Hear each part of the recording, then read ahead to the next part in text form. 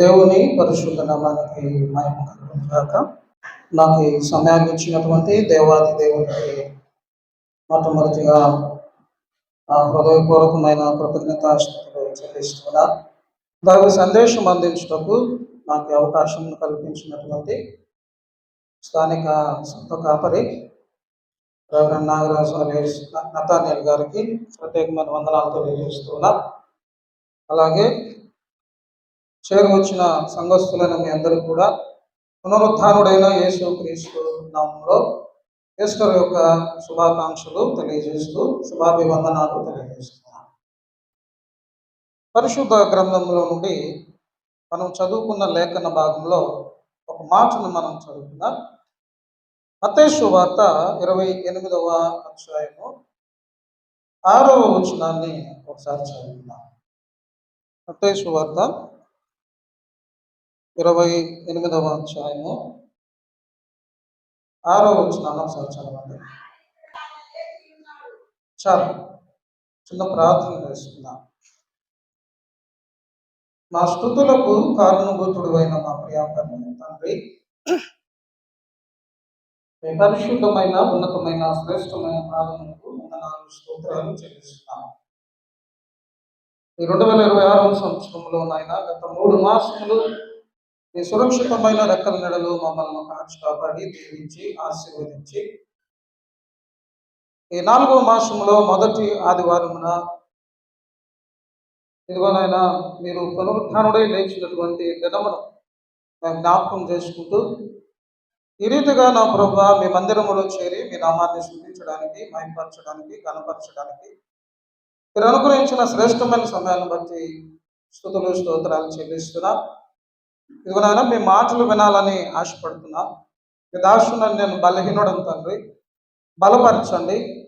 పరిశుద్ధాత్మ జ్ఞానముతో నన్ను నింపండి. అల్పుడను అయోగ్యుడను తండ్రి, మీ ఆత్మాభిషేకముతో నింపి వాక్యములో ఉన్న గొడవైన సంగతులు మర్మములు బయలుపరచండి. అలాగే మా దేవ, మీ బిడ్డల వాక్యం వినిచుండగా వినగల చెవులు గ్రహించగల మనసును దయచండి. వారి ఆలోచన తలంపులు ఎటు వెళ్లకుండా సహాయం చేయండి. ఈ వాక్య పరిచర్య ఎంతయు తండ్రి మీ చేతులు సమర్పిస్తూ నన్ను నేను తగ్గించుకుంటూ మీ నామాన్ని హెచ్చిస్తూ యేసు నామమున అడిగి వేడుకుంటున్నాము తండ్రి. క్రీస్తునందు ప్రియమైన దేవుని బిడ్డలారా, మరి వాక్యంలో మనము చదువుకున్నటువంటి రీతిగా మరి యేసుక్రీస్తు ప్రభుల వారు సమాధిలోనికి వెళ్ళిన తర్వాత 3వ దినమున మరి సమాధి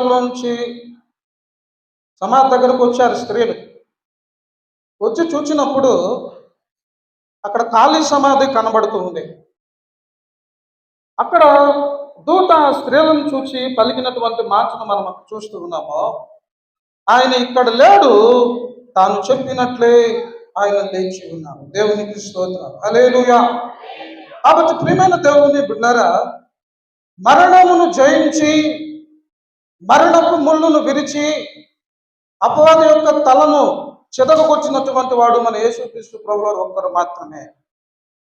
అయితే మరి అపోస్తలుడైనటువంటి పౌలు కొరింథీ సంఘానికి తెలియజేసినటువంటి ఒక మాటను మనం జ్ఞాపకం చేసుకొని దేవుని యొక్క వాక్యంలో మనం ముందుకు కొనసాగుదాం. కొరింథీయులకు రాసిన మొదటి పత్రిక 15వ అధ్యాయము 55 నుంచి 57 వరకు చదువుకున్నాం.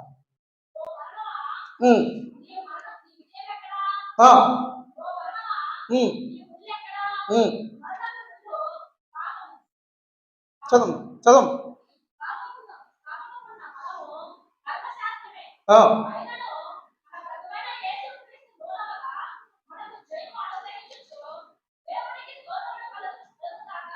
చాలు. ఇక్కడ మరణపు ముళ్ళును విరిచినటువంటి యేసుక్రీస్తు ప్రభుల వారి గురించి స్పష్టంగా రాయబడింది. ఓ మరణమా నీ విజయం ఎక్కడ, ఓ మరణమా నీ ముళ్ళు ఎక్కడ అని జ్ఞాపకం చేస్తూ కింద వచనంలో మనం చూసినప్పుడు అయినను మన ప్రభు అయిన యేసుక్రీస్తు మూలముగా మనకు జయము అనుగ్రహించిన దేవునికి స్తోత్రము కలుగును గాక. హల్లెలూయా. కనుక ప్రియమైన దేవుని బిడ్డలారా, మరణపు ముళ్ళును విరిచినటువంటి యేసుక్రీస్తు ప్రభుల వారు మనకు ప్రతి దానిలో కూడా జయమును అనుగ్రహిస్తున్నాను అని వాగ్దానం చేస్తున్నాడు. ఈ దినమున జయమును గురించి కొన్ని అంశాలను మనం ఈ దినం ధ్యానం చేద్దాం. యేసుక్రీస్తు ప్రభుల వారు ఆయన పునరుద్ధానుడై మరి సమాధుల నుంచి లేవక ముందు ఒకసారి ఒక అద్భుత కార్యం చేశాడు. అది మనకందరికీ తెలిసినటువంటిదే. లాజరును సమాధిలో నుంచి బయటికి తీసుకొని వచ్చాడు ఆయన. ఆ సమయంలో ఆయన అంటాడు, పునరుద్ధానమును జీవమును నేనే, బ్రతికి నా యందు విశ్వాసం ఉంచువాడు చనిపోయినను బ్రతుకును అన్నాడు. అంటే దేవుని దృష్టిలో లాజరు అక్కడ మనుషుల దృష్టిలో లాజరు అక్కడ చనిపోయాడు, కానీ దేవుని దృష్టిలో ఆయన అంటున్నాడు, లాజరు ఈ సమయంలో నిద్రిస్తూ ఉన్నాడు అన్నాడు. అంటే మరణము దేవుని దృష్టిలో నిద్ర లాంటిదే. నిద్రపోతున్నటువంటి లాజరును 4 రోజులు అయిపోయినప్పటికీ కూడా సమాధుల నుంచి మరలా తిరిగి ఆయన లేపినట్లుగా మనం చూస్తున్నాం. అంటే పునరుద్ధానపు శక్తిని ధరించుకున్నటువంటి వాడై, ఆ శక్తి అధికారము కలిగినటువంటి దేవుడు కనుక, మరణము మీద ఆయనకు అధికారం ఉన్నది కనుక, అటువంటి అధికారము కలిగినటువంటి దేవుడు మరణములో ఉన్నటువంటి లాజరును మరలా జీవముతో పైకి లేపి అనేక మంది ఎదుట, ప్రియమైన దేవుని బిడ్డలారా, తనను కూర్చున్నటువంటి సాక్ష్యము లాజరు గురించి తెలియజేయాలని యేసుక్రీస్తు ప్రభుల వారు అక్కడ అద్భుత కార్యాన్ని, ఆశ్చర్యకార్యం జరిగించారు. నిజముగా ప్రియమైన దేవుని బిడ్డలారా, ఈ లోకములో మరణమును జయించినటువంటి వాడు యేసుక్రీస్తు ప్రభుల వారు తప్ప ఎవరును కూడా లేరు. కనుక అయితే ఇంకా మనము దేనిలో జయాన్ని పొందాలి అని మనము జ్ఞాపకం చేసుకుంటే, మొట్టమొదటిగా మనము పాపమును జయించాలి. పాపమును జయించాలి.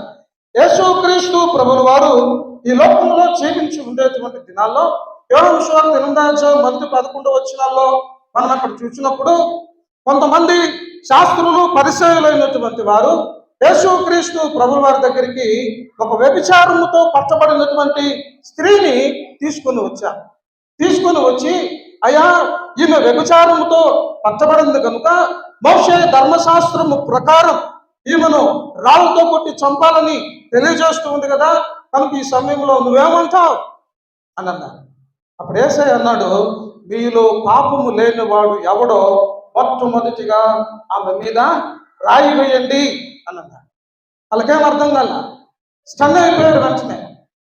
ఆయన మాట అంత ధైర్యముగా ఎందుకు చెప్పగలిగినాడంటే, యేసుక్రీస్తు ప్రభువు వారు పరిశుద్ధుడైనటువంటి దేవుడు కనుక ఆ మాటను అంత ధైర్యంగా చెప్పగలిగాడు ఆయన. అందుకని వీరు ఆలోచించి, మనమందరము పాపులమే కదా నాయన, మరి పాపులమైనటువంటి మనము ఈమె మీద ఎలా రాయి వేయగలము అని భయపడి అక్కడి నుంచి వాళ్ళు దూరంగా వెళ్ళిపోయారు.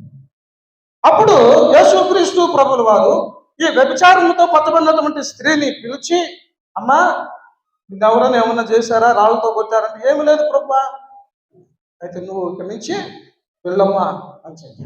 అయితే ప్రియమైన దేవుడు పిల్లరా, ఆయన మాట చెప్పడానికి కారణం ఏమిటంటే, ఆయన పరిశుద్ధుడైనటువంటి దేవుడు కనుక ఆయన పాపాన్ని జయించినటువంటి వ్యక్తి. ఆయన అంటాడు, కింద భాగాల్లో చూసుకుంటూ వస్తే, అదే యోహాను సువార్త 8:46 వచనంలో అంటారు, అప్పుడు ప్రియమైన దేవుడు కదా, నాలో పాపం ఉన్నదని మీలో ఎవడైనా స్థాపించునా అని అంటారు. ఉందా మాట? యోహాను 8:46.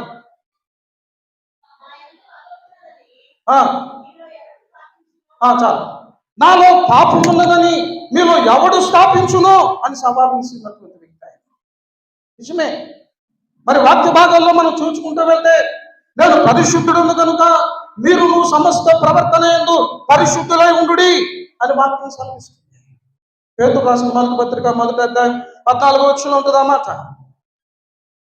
ఆయన పరిశుద్ధుడైనటువంటి దేవుడు కనుక మనము కూడా సమస్త ప్రవర్తన యందు పరిశుద్ధులై ఉండమంటున్నాం. మనం పరిశుద్ధులుగా జీవించాలంటే పాపాన్ని జయించాలి. అందుకని పరిశుద్ధతతో జీవించేటువంటి వాడు పాపమును చేయలేడు. పాపమును చేసేటువంటి వాడు పరిశుద్ధతలోనికి రాలేడు. గుర్తుందా? అర్థమవుతుందా మీకు?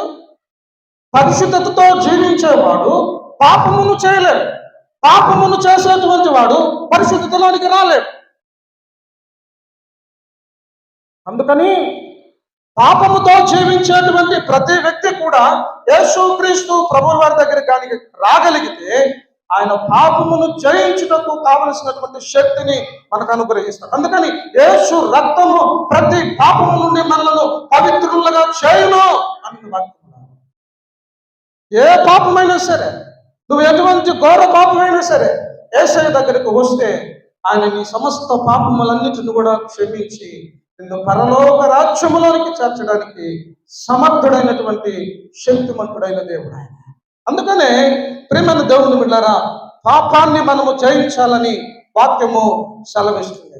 అలాగే మనం జ్ఞాపకం చేసుకున్నప్పుడు చదువులలో మన బిడ్డలు ఎలా జయం పొందాలి, చదువుల్లో మన బిడ్డలు ఎలా జయం పొందాలి అనేది మనం జ్ఞాపకం చేసుకుంటే యాకోబు 1:5 ప్రకారం ఎవరికైనా నువ్వు జ్ఞానము కొదువుగా ఉన్నాడలా వాడు నన్ను అడగాలి అని ఉంది.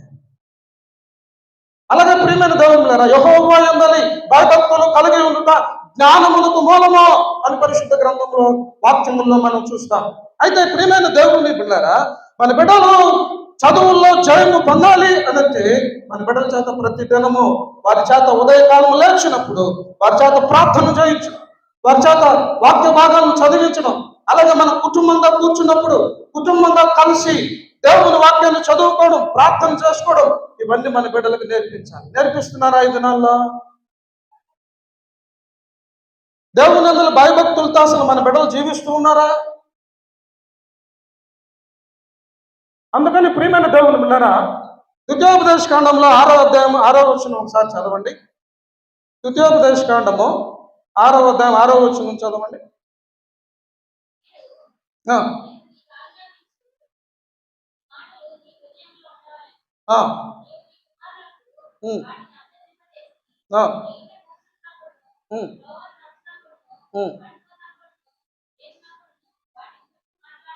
చాలు.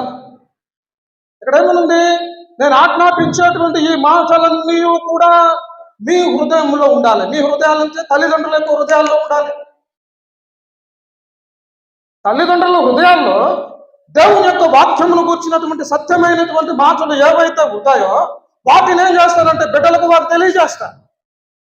మన బిడ్డలు మన దగ్గర కూర్చోబెట్టుకొని, నా కుమారుడా, నా కుమార్తె, దేవుని వాక్యములో ఇటువంటి సత్యమైనటువంటి మాటలు ఉన్నాయి. ఈ మాటలను నువ్వు కూర్చున్నప్పుడు, లేచినప్పుడు, పండుకున్నప్పుడు, దారిలో వెళ్తూ ఉన్నప్పుడు, సమస్త విషయాల్లో కూడా ఈ మాటలు నువ్వు కానీ ధ్యానం చేస్తే నీ జీవితము ధన్యకరముగా, ఆశీర్వాదకరముగా ఉంటుందని మన బిడ్డలకు మనం నేర్పించాలి. అలా భయభక్తుల వారికి నేర్పించినప్పుడు మరి దేవుని వాక్యము తెలియజేసినటువంటి రీతిగా బాలుడు నడవవలసిన త్రోవను వానికి నేర్పుము, వాడు పెద్దవాడైనప్పుడు దాని నుంచి తొలగిపోడు అని పరిశుద్ధ గ్రంథంలో లేఖనాలు తెలియజేస్తున్నాయి. చిన్నప్పుడు బిడ్డలను గాలికి వదిలేసి వారు యవనస్తులై తిరుగుబాటు అయిన తర్వాత అప్పుడు వస్తారు పాస్టర్ గారి దగ్గరికి.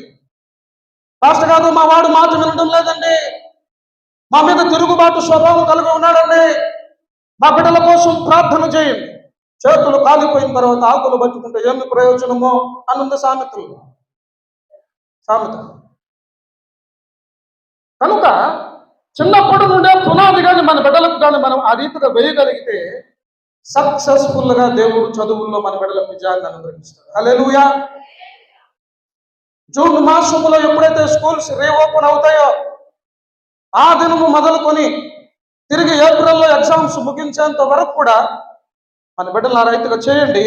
మీ బిడ్డల్లో పరీక్షల్లో విజయాన్ని పొందకపోతే నన్ను అడగండి. వాక్యంలోనే ఉంది కదా. మన బిడ్డలకు నేర్పించాలి.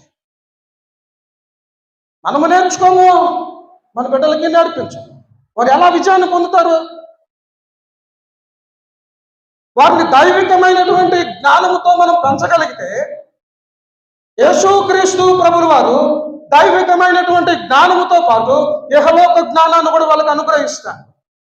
ఈ లోకములో ఎలా బ్రతకాలి, ఎలా జీవించాలి, ఎవరితో ఏమి మాట్లాడాలి, దేని గురించి సంబోధించాలి, ఇవన్నీ కూడా ఆయన తన జ్ఞానాన్ని అనుగ్రహిస్తారు. ఎందుకంటే పై నుంచి వచ్చేటువంటి జ్ఞానము అది మృదువైనది, అది సులభముగా లోబడినది అని దేవుని వాక్యం సెలవిస్తుంది. కనుక మన బిడ్డలకు చదువుల్లో విజయము కావాలి అని చెప్పి మన దేవుని బిడ్డలారా, దేవుని యందలి భయభక్తులతో వాటిని మనము పెంచాలి. తర్వాత ఇంకొక మాటని చదువుకుందాం. ప్రకటన గ్రంథం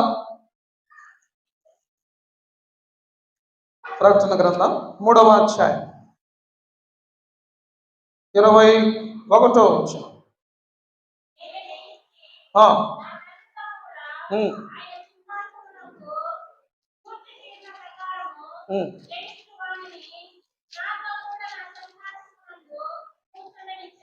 చాలా. నేను జయించి నా తండ్రి సింహాసనం మీద కూర్చుండి ఉన్న ప్రకారము జయించువాడెవడో వాడిని నా తండ్రి సింహాసనం మీద కూర్చుండనిస్తాను అన్నమాట. ఈ లోకములో ఉన్న ప్రతిదానిని జయించినటువంటి యేసుక్రీస్తు ప్రభువు వారు మరి ఇచ్చినటువంటి వాగ్దానం అది. అయితే ప్రియమైన దేవుని బిడ్డారా, పాత నిబంధన గ్రంథంలో ఒక మాటని అలాగే చదువుకుందాం. సమయాలు 2వ గ్రంథంలో 7వ అధ్యాయం 18వ వచనాన్ని ఒకసారి చదువుకుందాం. ఆ, ఆ, ఆ.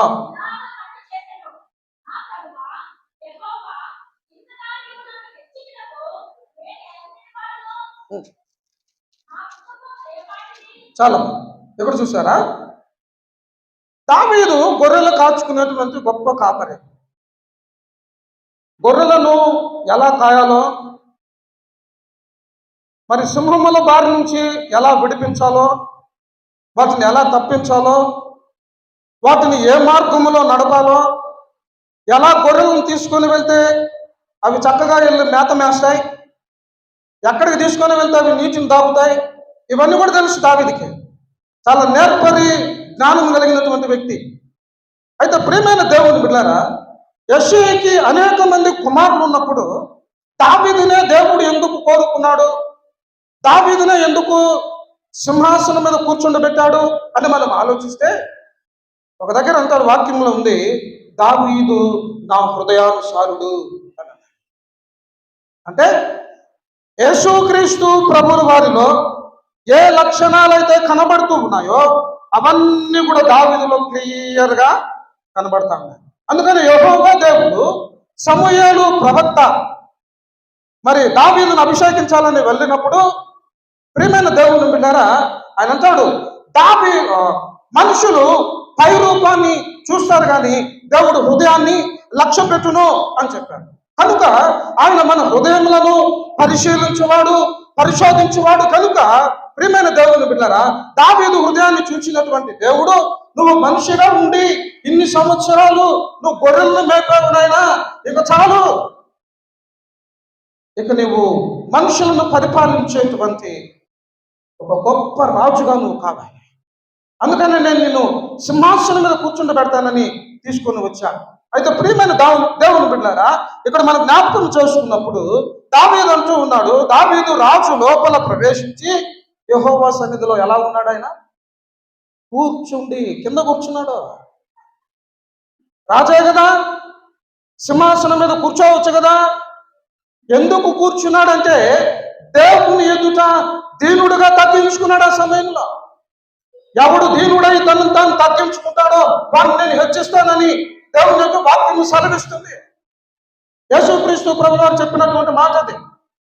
కనుక రాజుగా అభిషేకించబడినటువంటి వాడు సింహాసనం మీద కూర్చోకుండా దేవుని యొక్క పాద సన్నిధిలో కూర్చొని క్రింద కూర్చొని ప్రార్థన చేస్తూ ఉన్నాడు. నా ప్రభువా యెహోవా, ఇంతగా నీవు నన్ను హెచ్చించుటకు నేనెంత వచ్చేవాడనో నా కుటుంబమే కాదుదయ్యా. జ్ఞాపకం చేసుకుంటున్నాడు దావీదు. నేను రాజుగా కూర్చున్న దానికి నాకేం అర్హత ఉంది? నీవు గొప్ప రాజువి, నీవు అభిషేకించబడినటువంటి వాడివి, నిత్యము దేవుని యొక్క దూతలతో పరిశుద్ధుడు పరిశుద్ధుడు పరిశుద్ధులని పగడబడుతున్నటువంటి గొప్ప దేవుడు నాయన. నీలో ఉండేటువంటి అర్హత నాలో కొంచెమైన కూడా లేదు అని దేవుని సన్నిధిలో విజ్ఞాపన చేస్తూ ఉన్నాను. తర్వాత చూసినప్పుడు ప్రియమైన దేవుని బిడ్డారా, 22వ వచనంలో అంటాడు, యెహోవా నా ప్రభువా, నేను దయచేయదు అని నీవు నీ దాసుడునైనా నాకు సెలవిచ్చుచున్నావే. నీవు దేవుడవు కనుక నీ మాట సత్యము అని. నా ప్రభువా యెహోవా అని తెలియజేస్తూ మేలు దయచేయదు అని నీవు నా దాసుడువైనా నీ దాసుడునైనా నాకు సెలవిస్తున్నావే అని. అంటే ఆయన మేలులు చేసే దేవుడు. మనుషులు మనం కీడు చేస్తాం, కానీ దేవుడు మేలు చేస్తాడు. అందుకనే దావీదు జీవితంలో చేసినటువంటి ప్రతి మేలులను, ఉపకారములను జ్ఞాపకము చేసుకుంటూ 103వ సంకీర్తన ఆయన అంటాడు కదా, నా ప్రాణమా యెహోవాను సన్నిధించుము, నా అంతరంగమున సమస్తం ఆయన పరిశుద్ధ నామమును సన్నిధించుము, నా ప్రాణమా యెహోవాను సన్నిధించుము, ఆయన చేసిన ఉపకారములు దేనిని మరవకూడదంతే. పుట్టినది మొదలుకొని ఇప్పటి వరకు దేవుడు ప్రతి దినము మనకు మేలు చేసి ఆశీర్వదిస్తున్నాడు. అది మనకు తెలియదు, మర్చిపోతాం మనం చాలా సందర్భాల్లో. ఉదయకాలం నిద్రలేచి మనం ఇంకొకరి వైపు చూస్తున్నాం, అది గొప్పతనం. అది దేవుడు చేసింది. నేను నిద్రలోనే మరణించే వాళ్ళు ఎంతో మంది ఉన్నారు. మనం లేచి తిరుగుతున్నామంటే అది దేవుడు చేసిన మేలే. కనుక దావీదు జీవితంలో చేసిన ప్రతి మేలును కూడా ఎట్టి పరిస్థితుల్లో దావీదు మర్చిపోలేదు. ఆయన అంటున్నాడు, నీవు మేలు దయచేయదు అని నీవు నీ దాసుడైన నాకు సెలవిచ్చున్నావే, నీవు దేవుడవు గనుక నీ మాట సత్యము, దయచేసి నీ దాసుడైన నా కుటుంబము నిత్యము నీ సన్నిధిలో ఉండినట్లుగా దాన్ని ఆశీర్వదించున్నాను. మేమంతా కలిసి నీ కుటుంబంలో కనిపించాలి నాయనా అని దావీదు అంటున్నాడు. యెహోషువ కూడా అంటాడు కదా, నువ్వు నా ఇంటి వారిలో యెహోవాను సేవించదము అని. కుటుంబంగా కలిసి దేవుని సన్నిధానికి వస్తున్నారా? తల్లిదండ్రులు వస్తే బిడ్డలు రారు, బిడ్డలు వస్తే తల్లిదండ్రులు రారు. ఇక ఎలాగ మన కుటుంబం ఆశీర్వదించబడుతుంది? ఈ మందిర ఆవరణలో ఒక దినం గడుపుట 1000 దినముల కంటే శ్రేష్టమని దేవుని యొక్క లేఖనాలు సెలవిస్తున్నాయి కనుక కుటుంబంగా కలిసి ఆరాధించడం అనేది చాలా తక్కువ ఈ దినాల్లో. మీ బాబు ఎందుకు రాలేదండి అని అంటే, వాడు ట్యూషన్కి పోయాడు. మీ అమ్మ ఎందుకు రాలేదంటే నెల్లూరుకి పోయింది. ఒక్కదినం దేవుని మందిరంలో గడుపుకోలేరా? 2 గంటలు కనీసం దేవుని సన్నిధిలో ఉండలేరా? వారమంతా ఉద్యోగం చేసేటువంటి స్థలాలకు వెళ్తాము, కష్టపడి కూలీలు చేస్తున్నట్టు పనులకు వెళ్తాము, కానీ దేవుని మందిరానికి రావడం అంటే కొంచెం కష్టతరంగా అనిపిస్తుంది కొంతమందికి. సండే స్కూల్ కూడా పంపించారు బిడ్డల్ని కొంతమంది. వారం ఒక రోజు సెలవులవే, ఆడుకోవాలని, ఆడుకుని పిల్లల్ని అంటారు తండ్రులు. ఇదా నేర్పించేది మన బిడ్డలకి? అదే స్కూల్కి అయితే ఇప్పుడు ఒక్కపూట బళ్ళు కాక 7:30 కల్లా రెడీ చేసి పంపించేయాలి. కానీ సండే స్కూల్కి పంపించాలంటే చాలా లేటుగా వస్తారు, ఎందుకంటే సెలవు కాబట్టి. చూసారా? కనుక ప్రియమైన దేవుని బిడ్డలారా, దేవుని మందిరములో ఉన్నటువంటి ప్రతి ఆశీర్వాదము మనము పొందుకోవాలి అనంటే కుటుంబంగా కలిసి దేవుని మందిరానికి రావాలి. ఆ రీతిగా ప్రియమైన దేవుని బిడ్డలారా, మరి సింహాసనం మీద కూర్చున్నటువంటి యేసుక్రీస్తు ప్రభుల వారు తెలియజేసినటువంటి వాగ్దానము, నేను జయించి నా తండ్రి సింహాసనం మీద కూర్చుండి ఉన్న ప్రకారము జయించువాడవుడు వాడిని నా తండ్రి సింహాసనం మీద కూర్చుండి పెట్టాను. అందుకని మనం ఏం చేయాలి? దీనులముగా దేవుని ఎదుట తగ్గించుకోవాలి. తగ్గించుకున్నప్పుడు ఆయన మనల్ని హెచ్చిస్తాడు. నన్ను కనపరచు వారిని నేను కనపరుస్తానన్నాడు కదా ఆయన. నన్ను తృణీకరించు వారిని నేను తృణీకరిస్తాను. కనుక ఆయన నామానికే ఘనత, మహిమ, ప్రభావాలు కలగాలి. కానీ మనం దేనికి కూడా మనం ఈ లోకంలో మహిమ రాకూడదు. ఆయన ఎదుట మనం తగ్గించుకోవాలి. ఎంతగా దావీదు తగ్గించుకొని మరి కింద కూర్చొని ఆయన సన్నిధిలో ప్రార్థన చేశాడో అటువంటి అనుభవంలోనికి మనం రావాలి. అలా వచ్చినప్పుడు ప్రభు మనల్ని అంచెలంచెలుగా ఎదిగింపజేసి చివరికి ఉన్నతమైన స్థానంలో ప్రభు మనల్ని నిలబెడతాడు. హల్లెలూయా. కనుక ప్రియమైన దేవుని బిడ్డలారా, ఆ రీతిగా మరి యేసుక్రీస్తు ప్రభుల వారు వాగ్దానాన్ని మనకు తెలియజేస్తూ ఉన్నాడు. తర్వాత యోహాను సువార్త 16వ అధ్యాయము 33వ వచనాన్ని చదువుకున్నాను.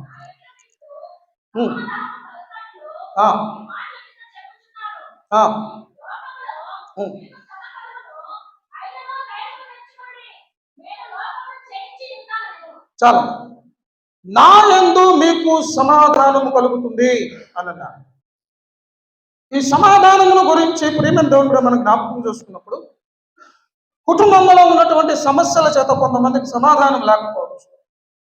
భార్య ద్వారా సమాధానం లేకుండా ఉండవచ్చు, భర్త ద్వారా సమాధానం లేకుండా ఉండవచ్చు, తల్లిదండ్రుల ద్వారా సమాధానం లేకుండా ఉండవచ్చు, సంఘములో సమాధానం లేకుండా ఉండవచ్చు, సమాజంలో సమాధానం లేకుండా ఉండవచ్చు.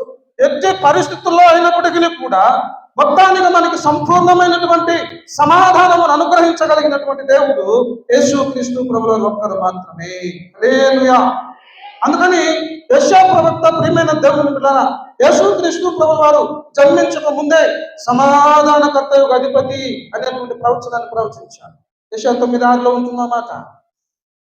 అలాగే యేసుక్రీస్తు ప్రభువు వారు జన్మించిన తర్వాత కూడా ప్రియమైన దేవుని బిడ్డలారా, మరి దూతలు తెలియజేసినటువంటి మాట మనకు తెలుసు. సర్వోన్నతమైన స్థలములలో దేవునికి మహిమయు, ఆయనకి ఇష్టలైన మనుషులకు భూమి మీద సమాధానము కలుగును గాక. కనుక ప్రియమైన దేవుని బిడ్డ, లూకా 2:14 ఉంటుందన్నమాట. అయితే ప్రియమైన దేవుని బిడ్డలారా, మనకు ఎటువంటి సమాధానం లేనటువంటి పరిస్థితుల్లో కొట్టుమిట్టాడుతూ మన హృదయంలో నెమ్మది లేక ప్రశాంతత లేక బ్రతుకుతూ ఉన్నప్పుడు ప్రియమైన దేవుని బిడ్డలారా, ఆ సమాధానం కోసము ఎక్కడికెక్కడికి వెళ్ళినా కూడా అది దొరకకపోతే యేసయ్య దగ్గరికి వస్తే ఆ సమాధానం దొరుకుతుంది. అందుకని ఆయన మీ హృదయమును కలవరపడనీయకుడి, ఎరుగనీయకుడి అని అంటారు. అలాగే ప్రియమైన దేవుని బిడ్డలారా, మరి యోహాను సువార్తలు కూడా మనం జ్ఞాపకం చేసుకుంటే 14:27 శాంతిని మీకు అనుగ్రహించున్నాను, నా శాంతినే మీకు అనుగ్రహించున్నాను అని అంటారు.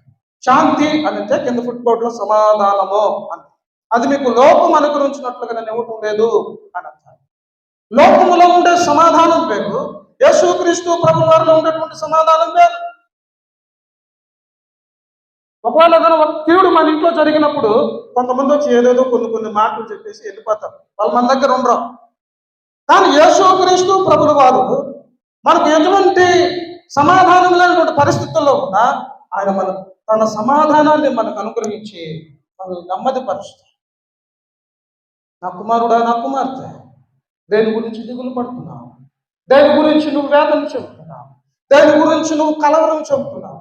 దేని గురించి నువ్వు కన్నీళ్లు విడుస్తున్నావు? నువ్వు సమాధానం లేనటువంటి పరిస్థితుల్లో నీ హృదయం నెమ్మది లేక బాధపడుతుందా? నేను ఉన్నాను కదా నీ దగ్గర అని మన వెన్ను తట్టి ప్రోత్సహించి, ఒకవేళ మనం కన్నీళ్లు విడుస్తున్నా మన కన్నీటిని తుడిచి ఆనంద భాషములుగా మార్చగలుగుటకు శక్తి కలిగిన సమర్థుడు యేసుక్రీస్తు ప్రభువు వారు. హల్లెలూయా. కనుక ప్రియమైన దేవుని బిడ్డలారా, ఆ మాటను జ్ఞాపకం చేస్తున్నాడు ఆయన. నా యందు మీకు సమాధానము కలుగునట్లు ఈ మాటలు మీతో చెప్పుచున్నాను, లోకములో మీకు శ్రమ కలుగును. శ్రమలు ఉంటాయి మానవులకి, శ్రమలు లేకుండా ఉండవు. అందుకని దేవుని వాక్యములు ఏమనుంటే ప్రియమైన దేవుని శ్రమలలో నువ్వు కృంగిన ఎడల నువ్వు చాతగాని వాడవగుదువు అని.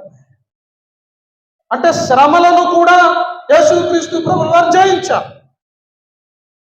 ఆయన శిలువ మరణం పొందుతూ ఉండేటువంటి సందర్భంలో ఎన్నో శ్రమలు పొందాడు. ఆయన మన కోసం 5 గాయాలు పొందాడు. అంతగా నలగొట్టబడుతున్నప్పటికీ కూడా శరీరము ఆ శ్రమలకు కూడా ఆయన ఓర్చుకొని ప్రియమైన దేవుని బిడ్డలారా, మరి ఆ శ్రమలను జయించినటువంటి యేసుక్రీస్తు ప్రభువు వారు అంటున్నాడు, లోకంలో మీకు శ్రమ కలుగుతుంది, అయినను మీరు ధైర్యము తెచ్చుకోండి. ఒకవేళ శ్రమలో కుంగిపోతారేమో, మీరు ధైర్యంగా ఉండండి. ఎందుకంటే యేసుక్రీస్తు ప్రభువు వారు మనకి ఇంద్రియ నిగ్రహము కలిగినటువంటి ఆత్మనిచ్చాడు, కానీ పిరికితనం కలిగిన ఆత్మను దేవుడు మనకి ఇవ్వలా. అటువంటి ఇంద్రియ నిగ్రహం కలిగినటువంటి ఆత్మ మనలో ఉంది కనుక మనం దేనికి భయపడాల్సిన అవసరం లేదు, ఒక దేవుడికి తప్ప. మనుషులు కూడా భయపడాలి కొంతమందికి, మనకంటే నాయకులైన వారికి, యజమానులైన వారికి, కొంతమందికి మనము లోబడాలి, భయపడాలి. కానీ అన్నిటికంటే ప్రాముఖ్యముగా దేవునికి భయపడాలి మొదటిగా. ఆయన గాని మనం భయపడి ఈ లోకంలో జీవించగలుగుతూ ఉంటే మనకు కావలసినటువంటి ధైర్యాన్ని ఆయన ఇస్తారు. కొన్ని సందర్భాల్లో కొన్ని విషయాల గురించి మనుషులకు భయం, తట్టుకోలేనటువంటి భయం, అన్నిటికంటే మరణ భయం ఎక్కువ. అమ్మో నేను చచ్చిపోతానేమో, నా వయసు అయిపోతుంది కదా, పిల్లకాయలు పెద్దవాళ్ళు అయిపోతున్నారు, వాళ్ళకి పెళ్ళిళ్ళు అవుతాయో లేదో, ఈ దిగులు పట్టుకుంటుంది కొంతమందికి. కానీ ప్రియమైన దేవుని బిడ్డలారా, మనకి ధైర్యాన్ని ఇచ్చేటువంటి ప్రభు మన పక్షాన ఉన్నాడు కాబట్టి దేనికి మనం భయపడాల్సిన అవసరం లేదు. ఆయన అంటాడు కదా, భయపడకు, దిగులు పడకు, నేను నీకు తోడుగా ఉన్నాను అని అంటాడు. ఇమ్మానుయేలుగా ఉండేటువంటి దేవుడు ఆయన. కాబట్టి నేను లోకమును జయించి ఉన్నాను అని అంటాడు. లోకాన్ని జయించి ఉన్నాను. తర్వాత ఇంకొక వచనం చదువుకొని ప్రియమైన దేవులారా మరి వాక్య భాగము మనం ముగించుకుందాం. మళ్ళా ప్రభు వల్ల కార్యక్రమం ఉంది కనుక యోహాను రాసిన మొదటి పత్రిక 2వ అధ్యాయము 13వ వచనం చదువుతున్నాం. యోహాను రాసిన మొదటి పత్రిక ఆ ఉమ్, ఆ, ఉమ్, 15 నుంచి 17 వరకు చదవండి. ఆ, ఆ, ఉమ్, ఆ, ఉమ్, ఆ, ఉమ్, ఆ, ఆ. చాలమ్మా. ఇక్కడ మనం జ్ఞాపకం చేసుకున్నప్పుడు ప్రేమైన దేవుడు కదా, యవనస్తులకు దేవుడు హెచ్చరిస్తూ ఉన్నాడు. యవనస్తులారా, మీరు దుష్టుని జయించి ఉన్నారు కనుక మీకు రాయించున్నాను. యవనస్తులు అంటే ఎవరు? కింద వచనాల్లో మనం చూసుకున్నప్పుడు ప్రియమైన దేవుని ద్వారా వాళ్ళు బలవంతుల నుండి వాక్యంలో, ఇంకో దగ్గర వాక్యంలో ఏమనుందంటే యవనస్తులు దేని చేత తమ నడకను శుద్ధి చేసుకుంటారు, నీ వాక్యమును జాగ్రత్తగా చూసుకుంటూ చేతనే కదా అని వాక్యం సెలవిస్తుంది. మరి మన యవ్వన బిడ్డలు ఇంట్లో బైబిల్ చదవడం మీరు గమనిస్తున్నారా? బైబిల్ చదువుతున్నారా? ఫోన్లు చూస్తున్నారా? ఈ దినాల్లో ప్రజెంట్ ఫోన్లకు అడిక్ట్ అయిపోయారు కానీ బైబిల్ చదవటం లేదు. చాలా మంది యవనస్తులు గమనిస్తే అదే పని మీద ఉన్నారు. చూడాలి, ఫోన్ చూడాలి, దాంట్లో మంచి తీసుకోవాలి, చెడును వదిలిపెట్టాలి. అది మనకు కావాలి. దానికి ఒక సమయం ఉంటుంది. అలా కాకుండా మరి యవన బిడ్డలైనటువంటి వారి చేత మరి నేను ఇందాక తెలియజేసినటువంటి రీతిగా ప్రతిరోజు వారిని వాక్యము చదివించవలసిన బాధ్యత మన మీద ఉంది. అలా వాక్యాన్ని చదువుకుంటూ చదువుకుంటూ చదువుకుంటూ వెళ్తే దుష్టుడైనటువంటి అపవాదైన సాతాన్ని జయించడానికి కావలసిన శక్తిని దేవుడు మన యవన బిడ్డలకు అనుగ్రహిస్తాడు. ప్రతిరోజు మీ యవనస్తులైనటువంటి బిడ్డల చేత వారిని మోకరింపజేసి చేతులు పైకెత్తి దేవుని వైపు లేక ఆకాశం వైపు చూస్తూ ప్రార్థన చేసేటువంటి విధముగా మీ బిడ్డలను మీరు పెంచండి. పెద్దవారికి ముసలోళ్ళకి చేతులు పైకెత్తి కొద్ది చేతులు నొప్పులు వస్తాయి, కానీ యవ్వన బిడ్డలకు ఉండవు. వాళ్ళు శక్తి కలిగినటువంటి వారు కనుక ప్రతిరోజు కూడా ఆకాశం వైపు చేతులలో పైకెత్తించి వారి చేత ప్రార్థన చేయించాను. రోజుకు ఒక 5 అధ్యాయాలు చదివించాను. వాళ్ళ జీవితాలను దేవుడు ఆశీర్వదించకపోతే నన్ను అడగండి. అర్థమవుతుందా? కనుక ప్రియమైన దేవుని బిడ్డలారా, మరి అక్కడ ఈ వాక్యంలో మనం చూసినప్పుడు మరి యవనస్తులారా, మీరు దుష్టుని జయించి ఉన్నారు కనుక మీకు వ్రాయిచున్నాను అని జ్ఞాపకం చేస్తూ లోకములో ఉన్న వాటినైనను ప్రేమింపకుడి, ఎవడైనాను లోకమును ప్రేమించిన ఎడల తండ్రి ప్రేమ వానిలో ఉండదు. సరే, అంటే యవన బిడ్డలు దేన్ని ప్రేమించకూడదు అంటే లోకాన్ని ప్రేమించకూడదు, దేవుని ప్రేమించాలి. లోకములో ఉన్నటువంటి మరి ప్రేమలకు కానీ మనం లొంగిపోతే ప్రియమైన దేవుని ద్వారా జీవితము నాశనమయ్యేటువంటి అవకాశం. చాలా మంది యవనస్తులు మనం జ్ఞాపకం చేసుకుంటే యవన ప్రేమలకు లొంగిపోయి తల్లిదండ్రులకు దూరం అయిపోయి చాలా మంది యవన బిడ్డలు మనం చూసినప్పుడు సూసైడ్స్ చేసుకుంటారు, ఆత్మహత్యలు చేసుకుంటారు. కారణం ఏమిటంటే లోకములో ఉన్న ప్రేమలకు వాళ్ళు లొంగిపోయారు కాబట్టి. అదే కానీ దేవుని ప్రేమకు కానీ లొంగితే, దేవునికి కానీ లోబడితే, ఆయన ఆత్మలను పాటించి కానీ నడవగలిగితే ఆటోమేటికల్గా ప్రభు నిన్ను ప్రేమించేటువంటి మంచి భార్యను, నిన్ను ప్రేమించేటువంటి మంచి భర్తను దేవుడు అనుగ్రహిస్తాడు. ప్రైజ్ లార్డ్, హల్లెలూయా. కనుక ప్రియమైన దేవుని పిల్లరా, మరి ఈ లోకములో ఉన్నదంతయు అనగా శరీరాశ. శరీరము ఏది కావాలంటే దాన్ని చేయాలని ఆశ చూపిస్తుంది శరీరం. యోసేపును పతిఫర్ భార్య శయనించమని కోరినప్పుడు ప్రియమైన దేవుని విన్నారా, యోసేపు అక్కడి నుంచి దూరముగా పారిపోయినట్లుగా చూస్తున్నా. ఏం వాళ్ళిద్దరే ఉన్నారుగా, పాపం చేయొచ్చుగా, ఎవరు చూడరుగా. కానీ యోసేపులో దేవుని యొక్క భయం ఉంది.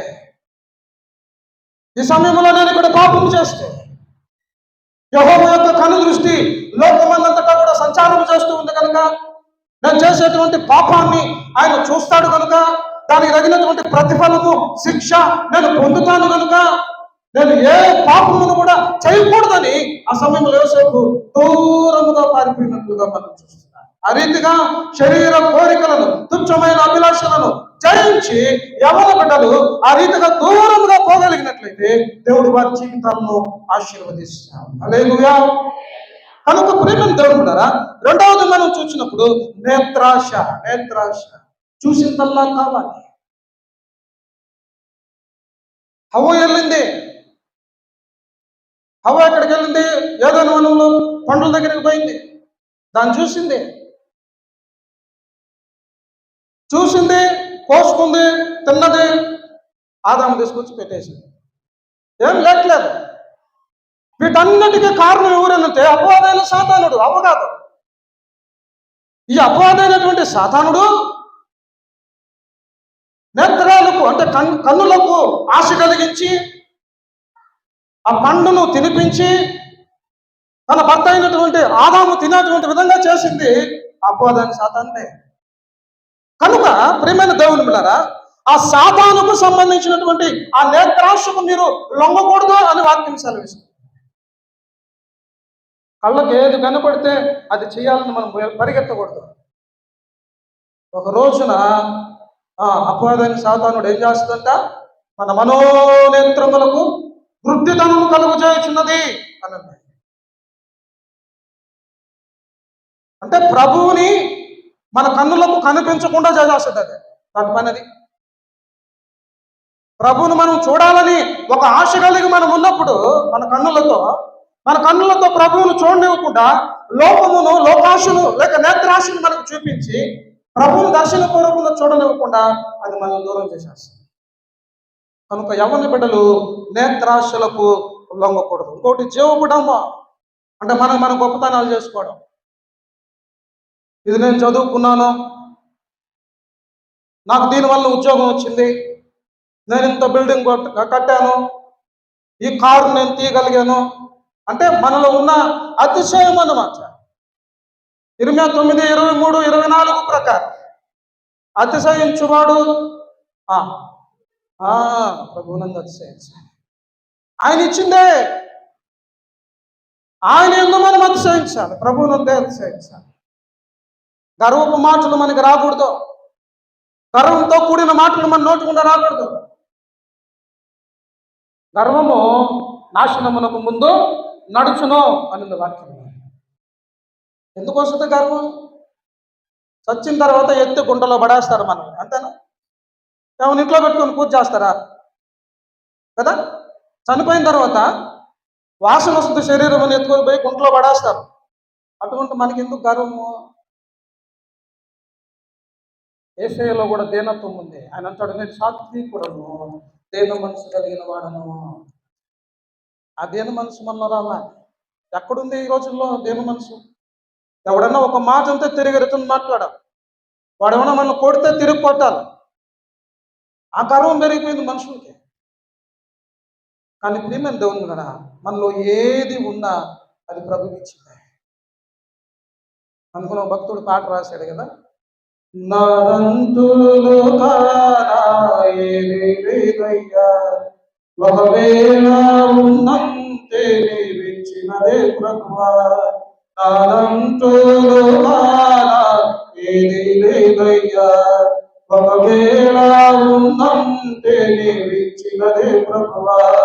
నీదే నీదే బ్రతుకంతా నీదే, నీదే నీదే బ్రతుకంతా నీదే. నాదంతులు ఏదయ్యా, ఒకవేళ ఉన్నంతే నీవిచ్చినదే ప్రభువా. మనం ఆయన ఇంకా కొన్ని రాస్తాడు. ఆయన నాకు ఉండేటువంటి పొలం, నేను తినేటువంటి ఆరగించేటువంటి ఆహారం, నేను వేసుకునే వస్త్రాలు, ఇవన్నీ కూడా నీవిచ్చిన దాన్ని బట్టే. ఇది నన్ను అవన్నీ నీవే నాయన, అది నీవిచ్చిందే. కాబట్టి నీ నామానికి మహిమ కలుగును గాక అని మన కృతజ్ఞతాస్తుతులు దేవునికి చెల్లించాలి. ఎంతో మందికి 3 పూటల ఆహారంలో తినడానికే దేవుడి దినాన్ని మనకి 3 పూటల ఆహారాన్ని ఇచ్చాడు. పేద స్థితిలో వస్త్రాలు లేకుండా ఎంతో మంది ఉన్నారు. దేవుడి దినాన్ని మంచి వస్త్రం దేవుడు మనకి ఇచ్చాడు. దాన్ని బట్టి ప్రభువుని స్తుతించాలి. కనుక జీవ కుటుంబం అనేది మనుషులకు పనికిరాదు.